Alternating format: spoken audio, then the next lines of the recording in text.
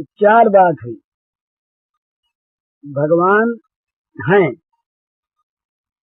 एक बात, भगवान का प्राप्त करना ही परम लाभ है और वो प्राप्त होते हैं, दूसरी श्रद्धा।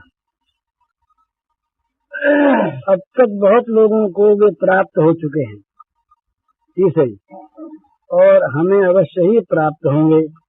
तो ये सब जागृत होती है, तभी उसमें सारी योग्यता अपने आप आ जाती है और सारे जो विघ्न हैं वो अपने आप हटने रहते हैं।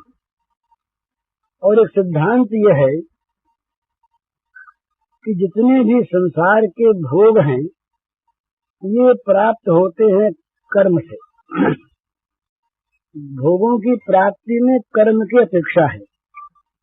हम भाई बीज बोएंगे तो उसमें से वृक्ष पैदा होगा, फिर वो फलित होगा, तब कहीं फल प्राप्त होंगे।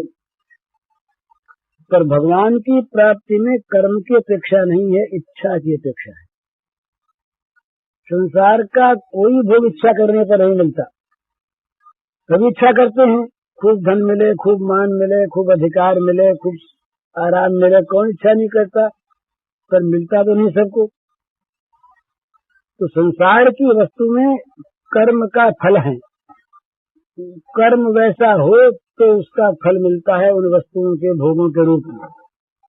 पर भगवान किसी कर्म का फल नहीं है, वो किसी बीज से उत्पन्न कोई फल नहीं है। वे सदा हैं, सर्वत्र हैं, सब जगह हैं, सब समय हैं, सबके लिए हैं। तो उनकी प्राप्ति इच्छा से होती है। इच्छा तीव्र हो तो भगवान की प्राप्ति हो जाती है निश्चित।